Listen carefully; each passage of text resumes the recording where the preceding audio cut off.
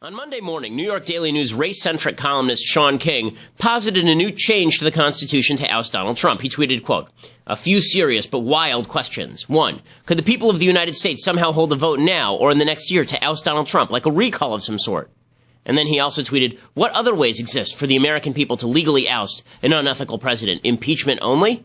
We have long since crossed a point where real Donald Trump is so dishonest, so unethical, that it is truly dangerous for our democracy. In layman's terms, what would it take for the USA to pass a constitutional amendment for a president recall, like California has for governor?"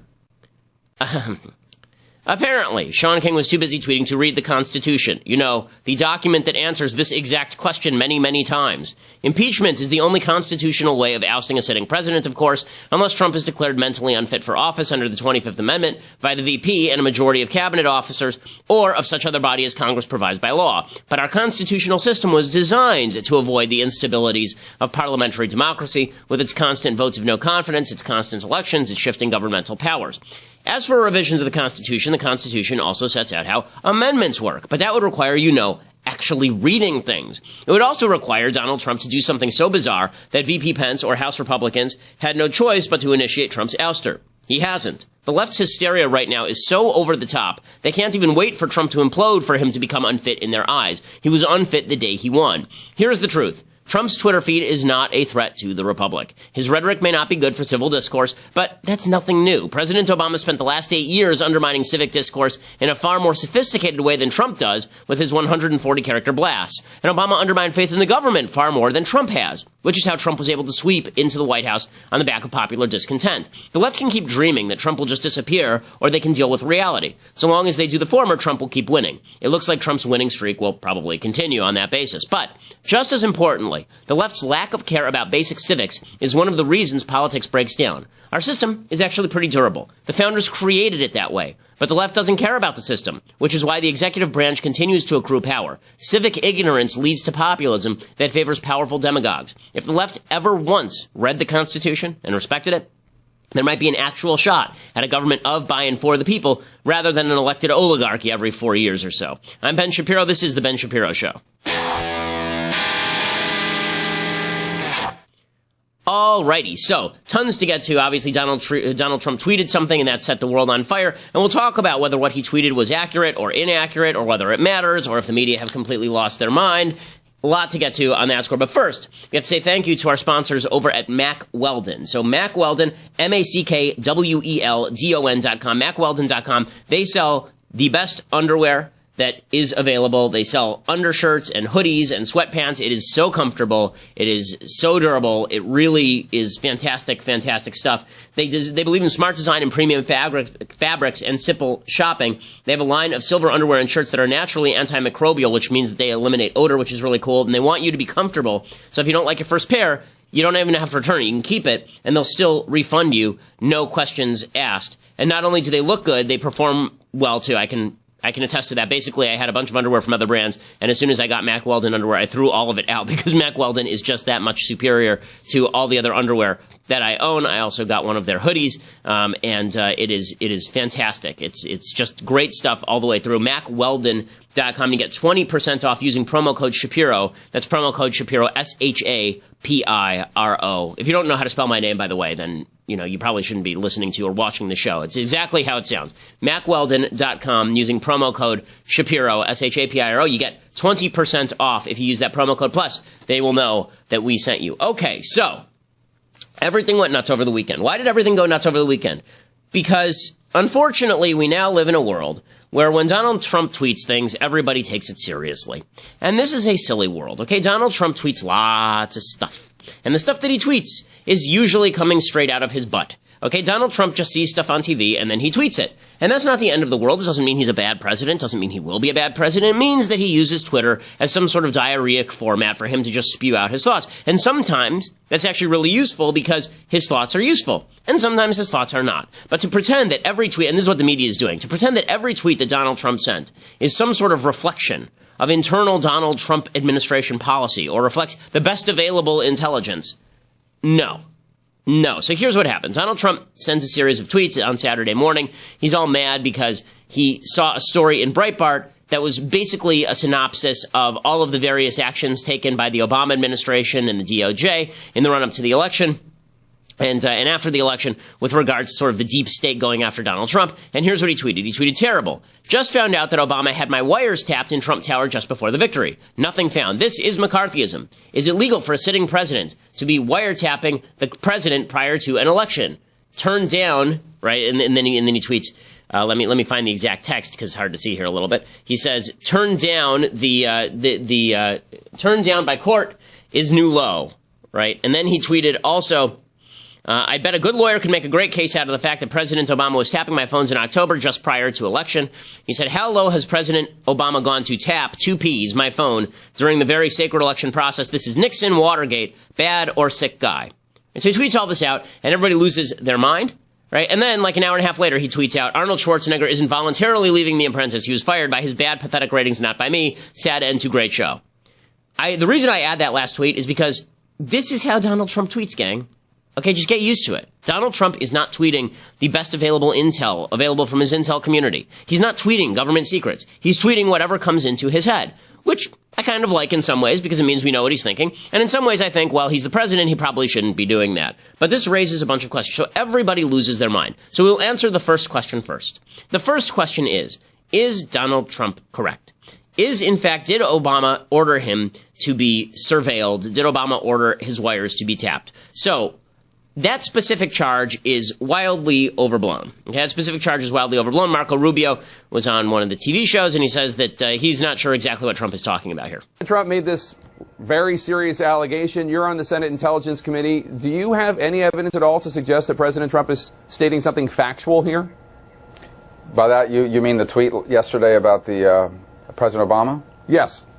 Yeah, so obviously I'm not sure what it is he is talking about. Perhaps the president has information that is not yet available to us or to the public. And if it's true, obviously we're going to find out very quickly. And if it isn't, then obviously he'll have to explain what he meant by it. So I'm not sure what the genesis of that statement was. Okay, so not a ringing defense from Senator Marco Rubio. Then Martha Raddatz has on Sarah Huckabee Sanders, who's another one of these spokespeople for the president. She is not good at her job. Here's Martha Raddatz grilling her over Trump's tweets.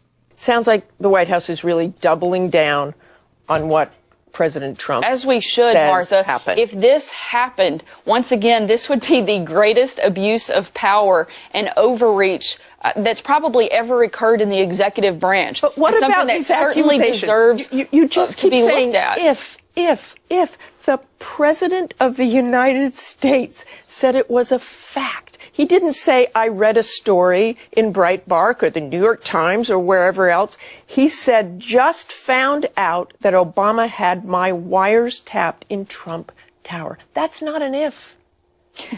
Look, I will let the president speak for himself, but in terms of where we are in the White House, our ask... You're a spokesperson. And I'm speaking about it right now. But you're backing off of it. You're backing off How of am what I backing President off Trump of it said? while I'm saying that I Because think that this saying happened and I think that the American people have a right to know. And I think that we should get definitive answers. I think we need to put out hard facts that show that this happened.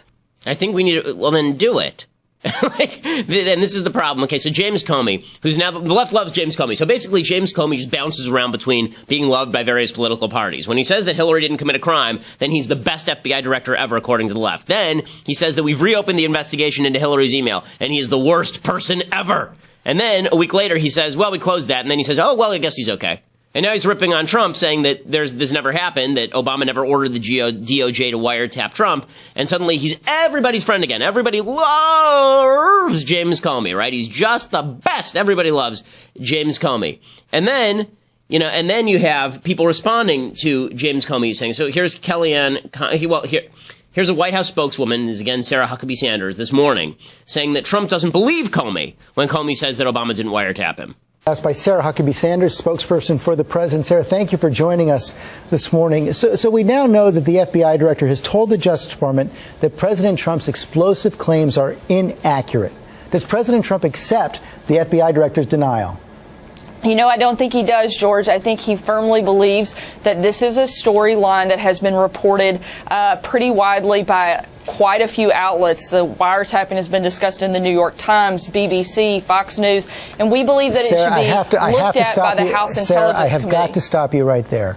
Every single article you just mentioned does not back up the president's claim that President Obama had him wiretapped. Not a single one of those articles backs that up. So what is the president's evidence?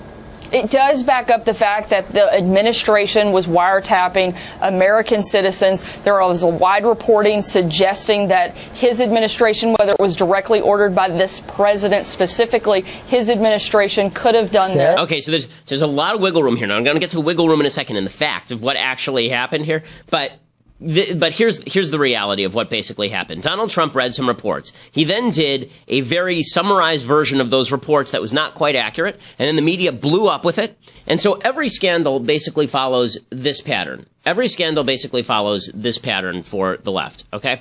Donald Trump tweets something.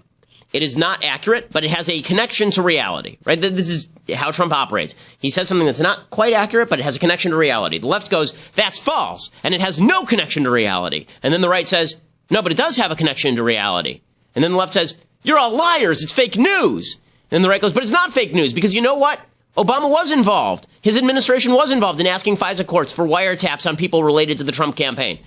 And then we just repeat the cycle. So basically you end up with one side saying everything Trump ever said is a lie, and the other side saying everything Trump ever said was true, when the truth is that Trump says really silly things on Twitter all the time that are summaries of a reality that is a little exaggerated, and then the left says nothing he ever says is true, which is also really silly and really stupid.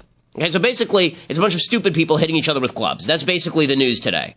Okay, and is this the end of the Republic? Is this crazy? No, it's not, but the media are treating it like it's the end of the Republic. Look at Mika Brzezinski just losing her ever-loving mind over this. It's really pathetic. When you are out speaking for President Trump, I would urge you not laugh at yourself, because this is not funny. This is really bad.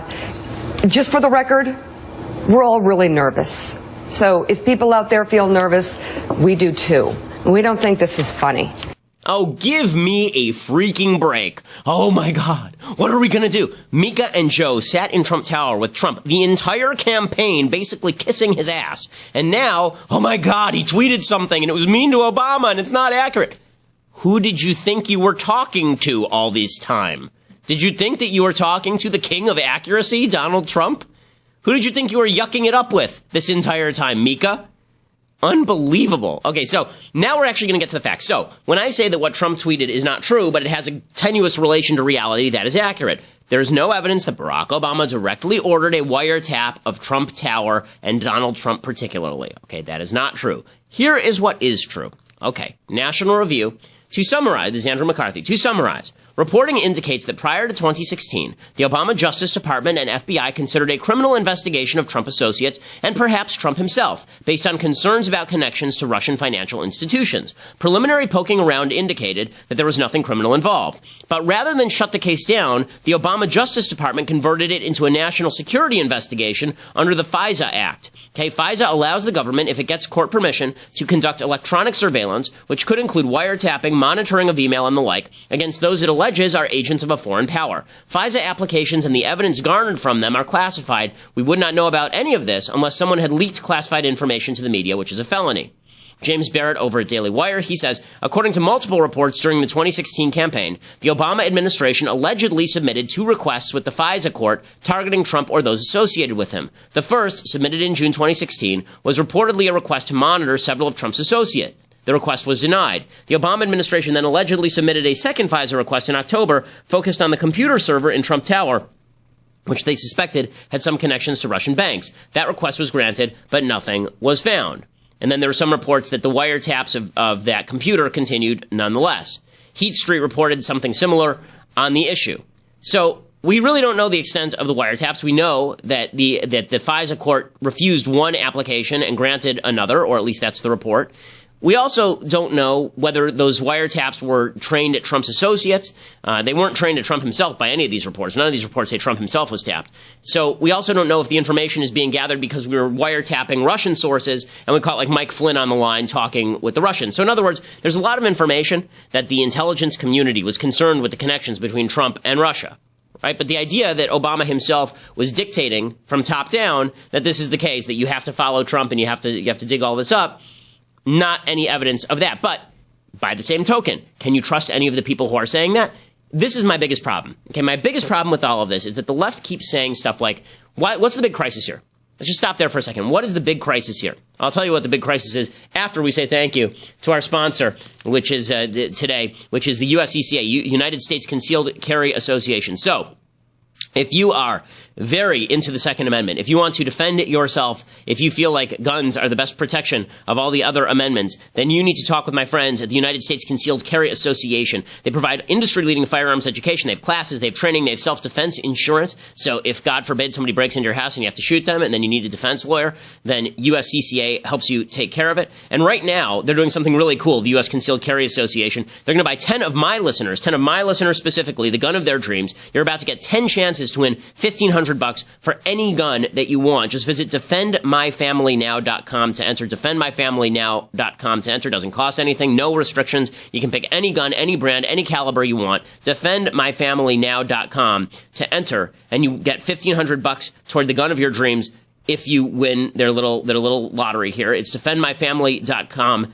Defendmyfamilynow.com right now and check it out. Again, USCCA, this is a cause I feel passionately about. I feel very passionately about the Second Amendment, about gun ownership, about the right to self-defense, about the right of collective self-defense against an overreaching federal government. USCCA, these are the people that help make that right a reality. United States Concealed Carry Association, go to defendmyfamilynow.com, defendmyfamilynow.com, and check out all the services they have to offer. Plus, you have a shot at winning that $1,500 for any gun that you want, which is a pretty awesome deal. Okay, so what is the big issue that the media are focused on here?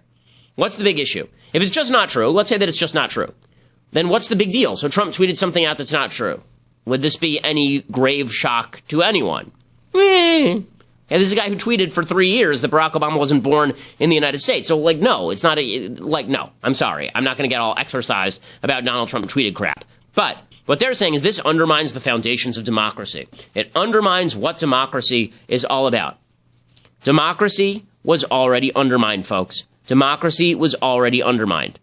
Okay, all of the people who are currently denying that anything happened from Obama, all of those people can't be trusted. So, for example, James Clapper was the director of national intelligence under President Obama. And here is James Clapper talking about how he ordered no wiretap of the Trump campaign.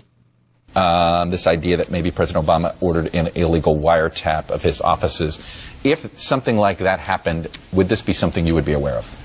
I would certainly hope so. I can say, obviously I can't speak officially anymore, but I will say that for the part of the national security apparatus that I oversaw as DNI, there was no such wiretap activity mounted against the president-elect at the time, or as a candidate, or against his campaign.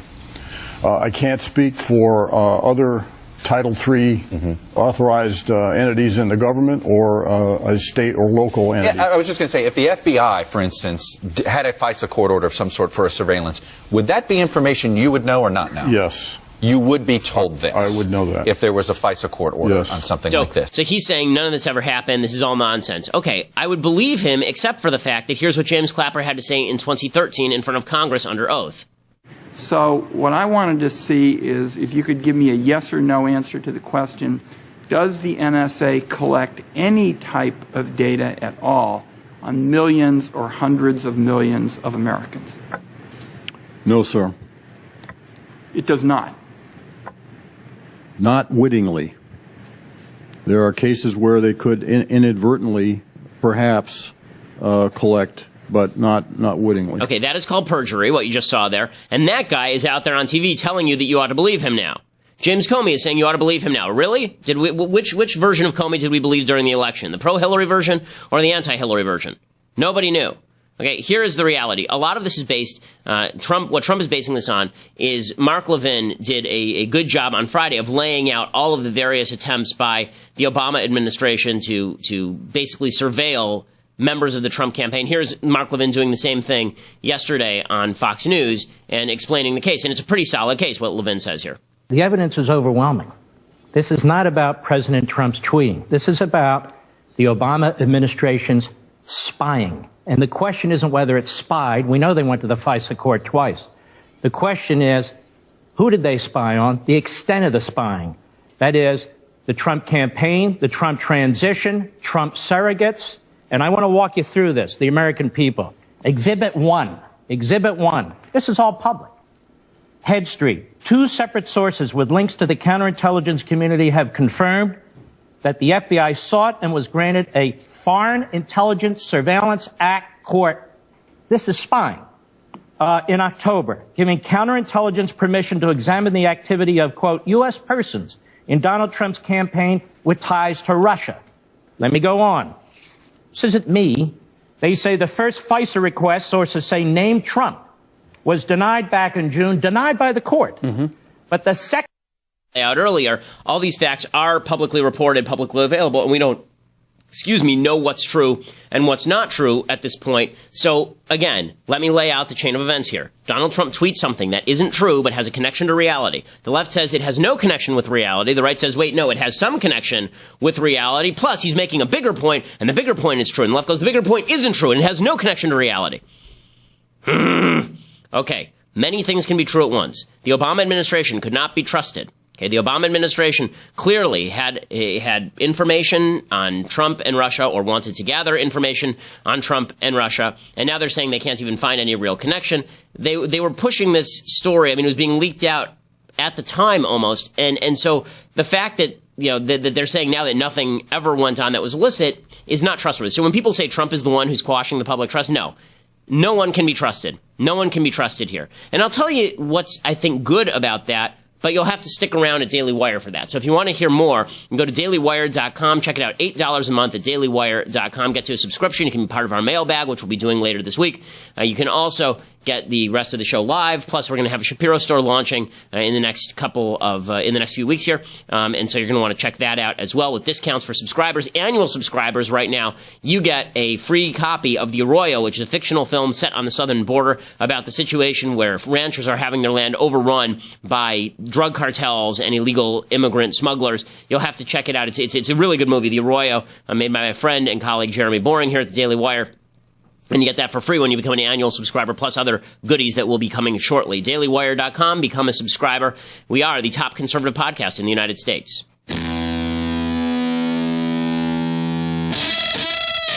So the Democrats are struggling to figure out exactly what the narrative is here. Is the narrative that Trump lied? Is the narrative that Trump is exaggerating? Is the narrative that Trump is an authoritarian? Or is it that these accusations are true? They don't know which narrative to quite follow here. So Nancy Pelosi says that Donald Trump requesting an investigation into wiretapping, this is authoritarian stuff. You're part of the Gang of Eight. That's a group of House and Senate leaders, both the leadership and the leadership of the intelligence committees that would be privy, one suspects, to such information. Do you have any idea what he's talking about? Well, the president, is the deflector in chief. Anything to change the subject from where the heat is. And as one who has been engaged in intelligence, a member of the Gang of Eight for a long time, I can tell you that it's just ridiculous for the President Trump, to say that President Obama would ever order any wiretap of an American citizen, any president. That's just it's just ridiculous. Now, here's another thing to mention here. Okay, the fact is that the president never has to order a wiretap of anybody. The president can just know that they want a wiretap, and people do it. Okay, this idea that the president has to give a direct order. Very often, Holocaust deniers say that Hitler had nothing to do with the Holocaust because there's no piece of paper where Hitler said to people, "I want you to kill all the Jews." Except for all the speeches for literally a decade where he said that he wanted to kill all the Jews, and him bringing in a bunch of people around him who wanted to kill all the Jews, and then him telling all of them that the Jews were the scourge of the earth. The fact is that people at the heads of government very rarely have to tell their surrogates exactly what they want them to do. People have a general impression of what they want to happen.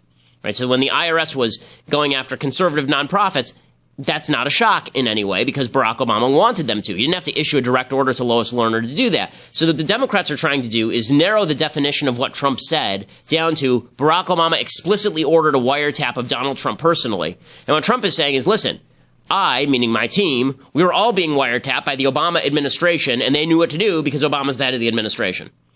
Now, both sides can be living in this sort of weird gray area here, but nobody has a monopoly on truth here because neither one of them is really fully telling the truth. Like Donald Trump was not specific, and the specific allegation that he made is not true. The Obama team and their defenders, they're not specific, and the specific allegations that they make where they say nothing has happened, nothing illicit happened, no one was being tapped, by media reports, that's not true either. Chuck Schumer tries to have it both ways. He tries to say that Donald Trump is screwed whether this report is true or not. Either way, Chuck, the president's in trouble. If he falsely spread this kind of misinformation, that is so wrong. It's beneath the dignity of the presidency. It is something that really hurts people's view of government. It's civilization warping, as Ben Sass, a conservative Republican, called it. And I don't know if any president, Democrat or Republican in the past, has done this. It shows this president doesn't know how to conduct himself. Okay, so either way, right? Either the investigation is true, in which case he's screwed, or it's not true, in which case he's lying. Or it's possible that he's not lying so much as he's saying things that are overblown, because that's what Donald Trump does. And then everybody is overreacting to that, but there's a grain of truth to what he's saying about the Obama team wanting to get him.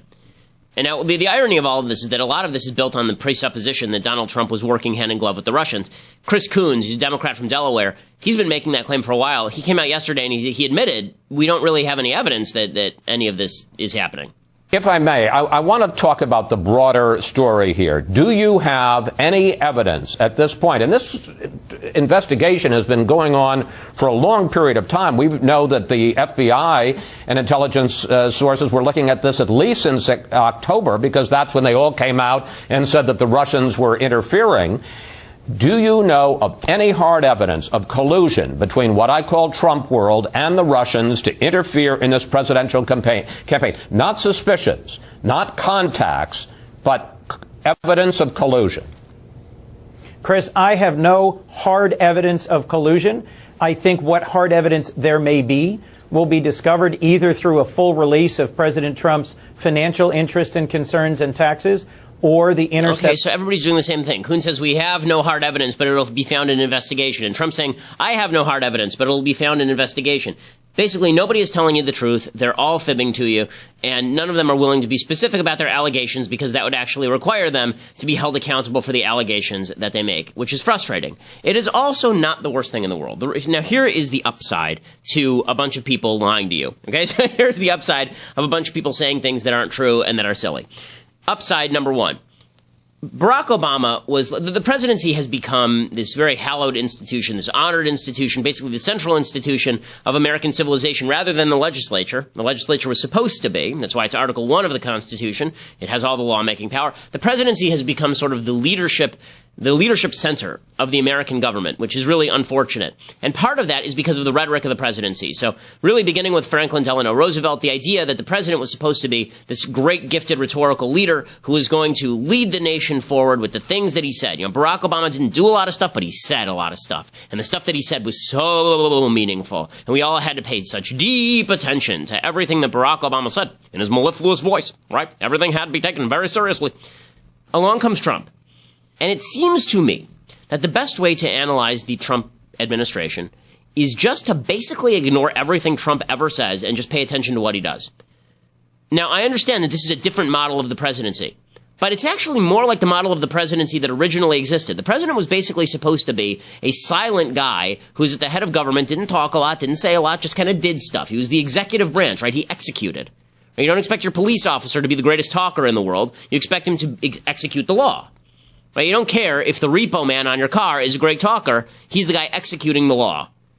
The idea here that the president is supposed to be some sort of wondrous rhetorical leader, and, you know, we all admire the rhetoric of people like Abraham Lincoln or George Washington. The fact is the vast majority of presidents up through FDR really didn't say a lot. They really didn't. Woodrow Wilson said a lot. TR said a lot. Nobody else really said a lot. Virtually all of them basically sat in the White House and did their job. It seems to me that the unintentional consequence of Donald Trump saying a lot of random crap is that eventually people are just going to tune it out. You know, I have 2 young children under 3. When they scream all the time, it just becomes a drone, okay? When I have a 3-year-old, and I've told her this, you know, if you scream a lot, Daddy can't understand what you're saying because it hurts my ears. Okay? And this is the same case with President Trump. If President Trump keeps just screaming things on Twitter, and the media just keeps screaming things, eventually people are just going to tune everything out. Now, the downside to that is that means that everybody gets to make their own narrative because truth no longer has sway, and that's a really dangerous thing I've talked about on other shows. But there is an upside institutionally, and that is, if we stop worrying so much about the president said X, we must take him very seriously, and we just pay attention to what he does, maybe we have a better government because of that. Maybe the unintentional side effect is that we have a better government. Now, there are going to be a lot of people who say, well, we should pay attention to what Trump says because he has important things to say. Well, if he has important things to say, he should do a better job of saying those and not saying stupid things. Okay, Donald Trump has a responsibility. If he wants the wheat to be separated from the chaff, he needs more wheat and less chaff. If he wants people to pay attention to the important things he has to say, and I agree some of the important things he has to say are important, he needs to not say silly things at the same time. But if the overall impact of this kind of post-truth world in which we live is that we don't pay as much attention to the media except when something's actually happening, and we don't pay as much attention to the rumors, and we don't pay as much attention to the innuendo and the speculation, and we don't pay as much attention to Donald Trump's Twitter feed, maybe that's not a bad thing. Maybe it's a good precedent for the future, actually. You know, that's something that could actually be an unconscious and unintentional side effect of the overwrought nature of the political discourse that's currently happening. Because God knows, you know, if we're going to have it be at this pitch and tenor over Donald Trump tweeting something out of his butt, then it's going to be, I mean, it's been a long, it's been like 40 days since he took office. Doesn't it feel like it's been about 15 years since he took office? And that's because when people are loud, it's very tiring. Okay, Donald Trump is a loud guy. The media are loud in response. The Democrats are loud because they're all losing their minds.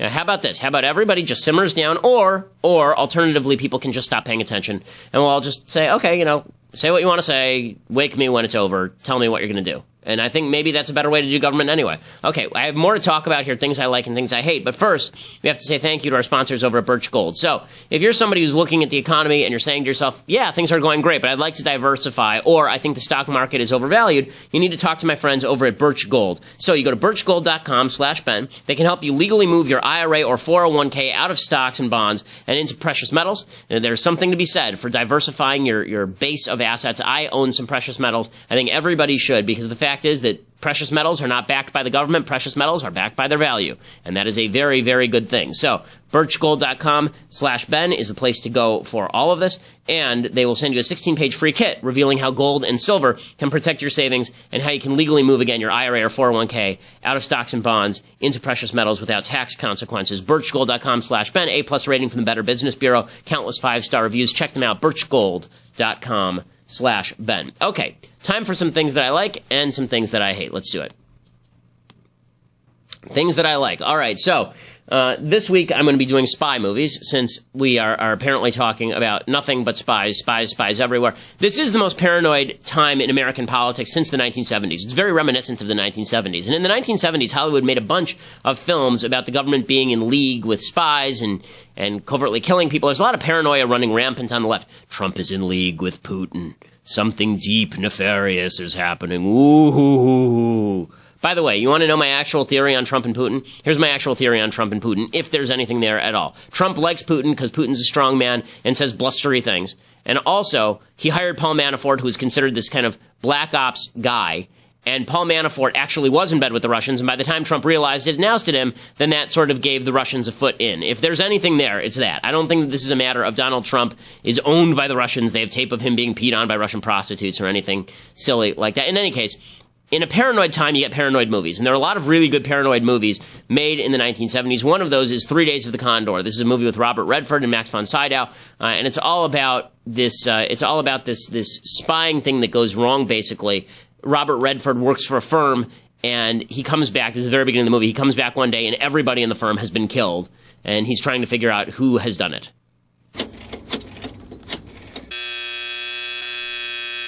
This is the Major. This is Joe Turner. Identification? My name is Turner. I work for you. Now listen. Identify yourself. What is your designation? Condor. Something has happened.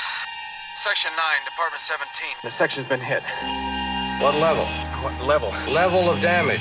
Everybody. Dr. Lapp, Janice, Ray, Harold. Everybody is dead. What is it? What is it? Are you damaged? Damaged? No. Are you armed? Identify the armament. It's a .45 automatic. Will you guys bring me in, please? I'm not a field agent. I just read books. This is the panic office. Section 917 may have been hit. Hit confirmed. It was a quality work. Clean, fast, first rate. Except they overlooked one item. You say one of my people is still okay? Condor, you know him? No. So So I'm not going to give away the plot, but it is a good, intense movie. Again, a lot of the film is this paranoia with regard to the CIA, paranoia with regard to how the government works, and you're actually seeing it on both sides. You have Trump, who's paranoid about the CIA targeting him, and you have the left paranoid that Donald Trump is going to target them. And so I think that you're going to see more movies of this ilk. We'll talk about some more of those spy movies as we continue. It's always interesting to see how Hollywood shifts based on who the president is. So during the Obama presidency, we had a lot of race-based films. During the Trump presidency so far, it looks like Hollywood is greenlighting a lot of films that have this sort of law and order bent, which is not unusual. They did this during the Reagan years as well. We'll see if they, my theory is they're going to greenlight a lot of conspiracy-minded stories exactly like this one because people have a lot of conspiracy theories out there. Good movie, 3 Days of the Condor. Check it out. Okay, time for some things I hate. So, my wife and I were looking for a movie to watch on Saturday night, and we'd seen the preview for Allied. Now, I like good old-fashioned war picks. Allied is this film with Brad Pitt and Marion Cotillard, and the basic premise of the film, which they gave away in the trailer, is that she is suspected. He's a spy, she's a spy. They both end up falling in love during World War II, and then she is suspected of actually being a German agent. And what does he do about that? That's the premise. Okay, so sounds like a good setup for a film, right? Sounds like an interesting premise for a film. And in fact, the trailer is pretty good, right? I mean, do we have a little bit of the trailer here?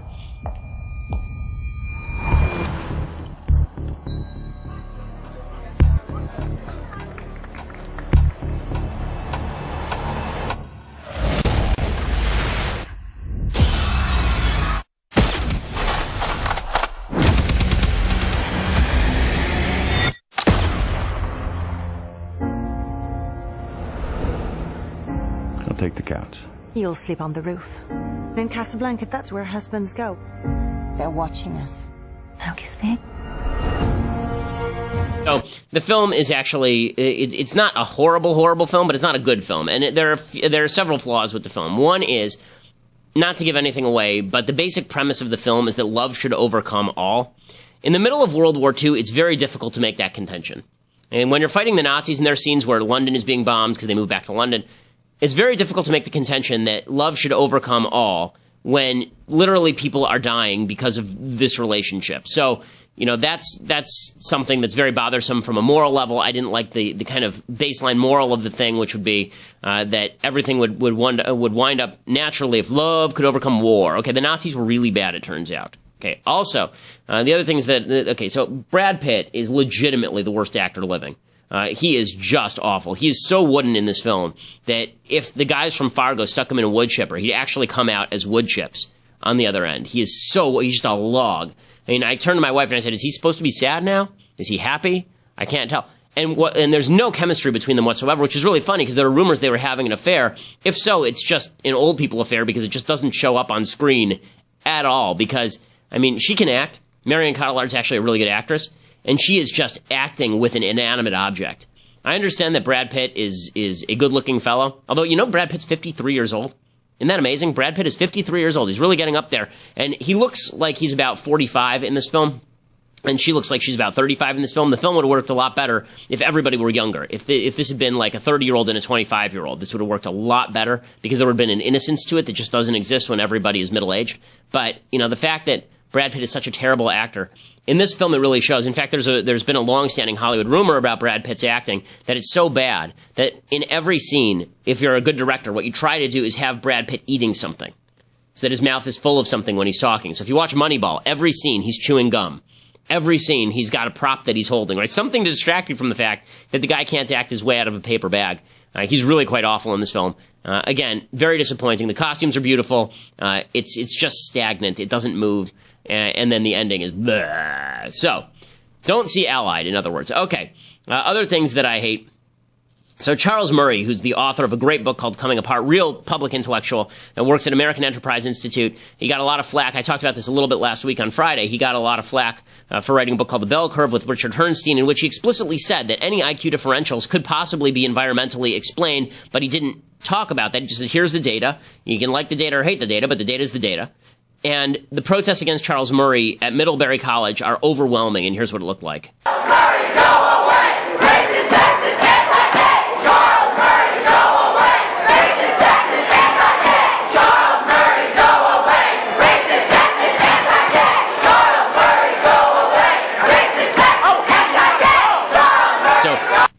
have been the object of such protests before, and it's always the same chance. I mean, no matter who is speaking, it's exactly the same chance. They don't even get creative about it. They don't say, Charles Murray's theory of IQ is flawed in several major ways, right? It's always racist, sexist, anti-gay. Okay, like, anti-gay? Well, what are they even talking about? Charles Murray his second book, his second major book, right, Coming Apart, is all about differentials in the white community. He specifically did Coming Apart because of the blowback from the bell curve. He said, listen, I'm not going to get into racial politics again, so how about if I just look at cultural differentiations inside white folks? Because that way people can't accuse me of being a racist when I talk about cultural differentiation. Doesn't matter. He still gets batted around, slapped around. Really, really ridiculous. It actually got violent at one point here. There was a professor who left in like a neck brace. And this just goes to show you that, two things. It goes to show you two things. One is, it does not matter. It does not matter who is speaking at these campuses. The left must stop them. The left must stop them no matter what. Charles Murray wrote, a few months ago, AEI's student group at Middlebury College invited me to speak on the themes in Coming Apart and how they relate to the recent presidential election. About a week before the event, plans for protests began to emerge, encouraged by several faculty members. Their logic was that since I am a racist, a white supremacist, a white nationalist, a pseudoscientist whose work has been discredited, a sexist, a eugenicist, and this is a new one, anti-gay, I did not deserve a platform for my hate speech, and hence it was appropriate to keep me from speaking. And he talked about how it played out and how the administration tried to help, but the students who did this need to be suspended. They need to be punished. The people who got violent should be expelled. This is insanity. This is insanity. And it's shocking to me also. It's shocking to me personally just because, number one, Charles Murray is, again, a very well-respected intellectual. This happened to Ayaan Hirsi Ali, another controversial intellectual. It's happened to Jason Riley of the Wall Street Journal, another controversial intellectual. And this should show the right something too. Okay? And what the right should see is that there is just because the left protests someone does not make that person good. And the left will protest virtually anyone. They'll protest Charles Murray, they'll protest me, they'll protest Milo. We are not all three equivalent. Okay, you actually have to analyze the content of and if the left would do that, what they might come away with is some learning rather than some shouting.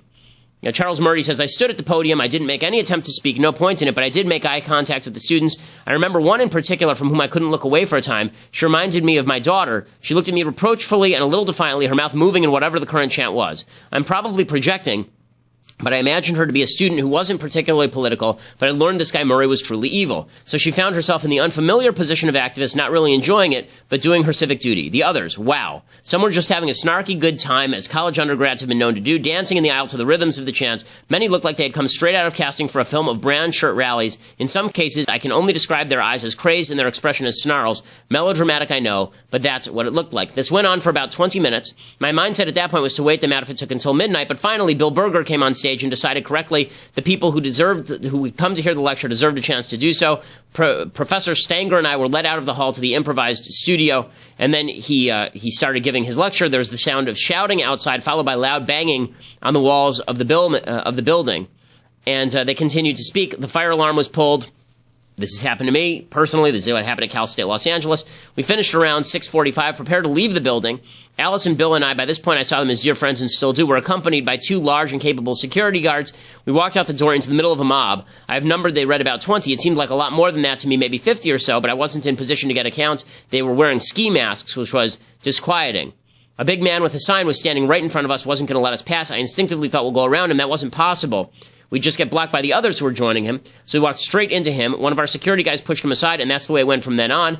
Basically, they plowed right through it. Someone grabbed Allison's hair just as someone else shoved her from another direction, damaging muscles, tendons, and fascia in her neck.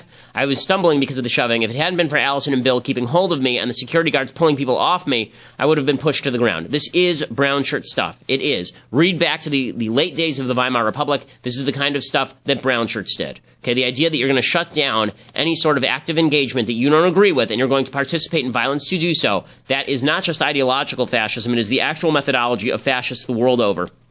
It is disgusting, and Middlebury College has an obligation to find out who was doing this and to expel them ASAP. And it's not just the fascists at Middlebury. Over in Berkeley, there was some pro-Trump event, and it broke into basically a brawl. Here's what it looked like. Has mass support when he doesn't, and he's losing support every day. And if any neo-fascists or white supremacists try to come out today, I want a pledge from everyone here that we will act together and act united and make clear to them